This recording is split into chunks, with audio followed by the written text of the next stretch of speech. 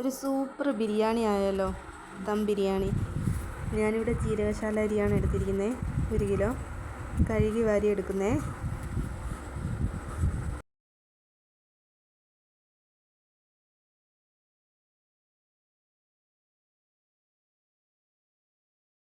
ബിരിയാണി ചെമ്പിലേക്ക് ചൂടായിട്ട് വരുമ്പോഴത്തേക്കും ഇതിലേക്ക് കുറച്ച് നെയ്യും കുറച്ച് വെളിച്ചെണ്ണയും ചേർക്കാം.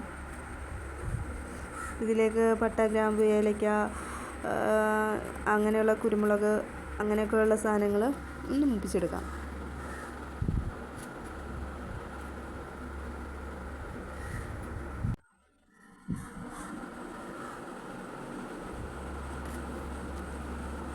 ഇതിലേക്ക് ഒരു സവാളയും ക്യാരറ്റും ചെറുതായിട്ട് അരിഞ്ഞത് അതും കൂടെ ഒന്ന് ചേർത്ത് മൂപ്പിച്ചെടുക്കാമേ.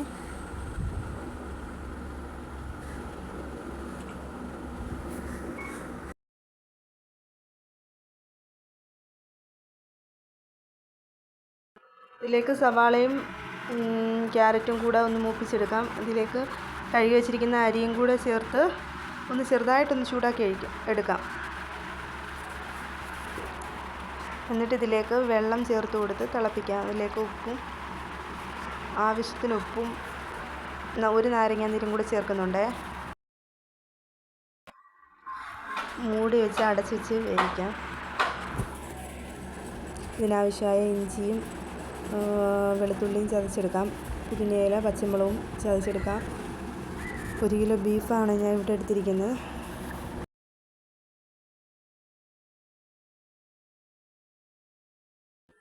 ഞാൻ ഇവിടെ അലോയുടെ ഒരു പാത്രമാണ് എടുത്തിരിക്കുന്നത്, ഇറച്ചിയും ചിക്കനും ഒക്കെ വേവിക്കാൻ ഇല്ലാത്ത.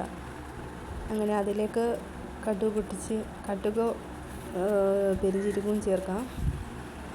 ഇഞ്ചി വെളുത്തുള്ളി പേസ്റ്റും കൂടി ചേർത്ത് മൂപ്പിച്ചെടുക്കാം.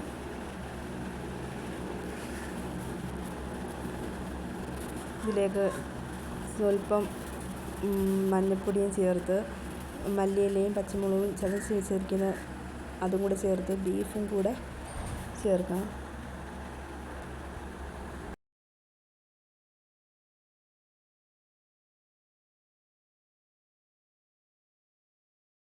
ഇതിലേക്ക് തൈരും കൂടി ചേർക്കാം. പച്ചമുളക് തോനെ എടുത്തിട്ടുണ്ട്, ഞാനിവിടെ മുളക് പൊടി ചേർക്കുന്നില്ല.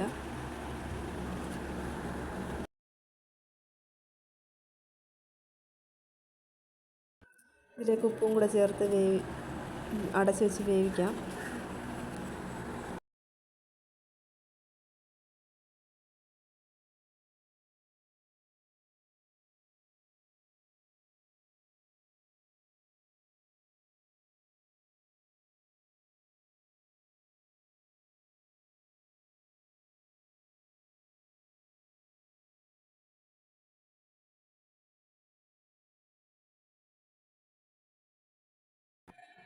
വെന്ത ബീഫിലേക്ക് വേവിച്ച ചോറും കൂടെ ചേർക്കാം.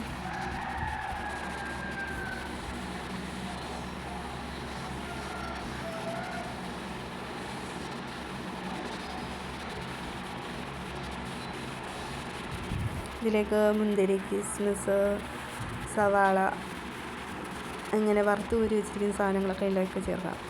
ഇച്ചിരി സ്വല്പം മല്ലിയിലയും സ്വല്പം നെയ്യും കൂടി ചേർത്തിട്ടുണ്ട്.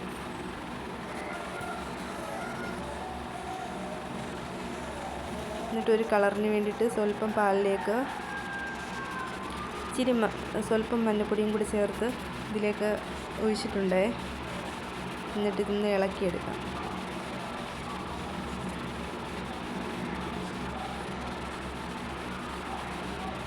അതിൻ്റെ ഇവിടെ സൂപ്പർ ദം ബിരിയാണി ഇവിടെ സെറ്റായിട്ടുണ്ട്. നല്ല ടേസ്റ്റായിരുന്നു, നല്ല മണവുമായിരുന്നേ. നമ്മളിതിൻ്റെ അകത്ത് വേറെ കെമിക്കലോ വേറൊന്നും ആഡ് ചെയ്യുന്നില്ല. കണ്ടോ?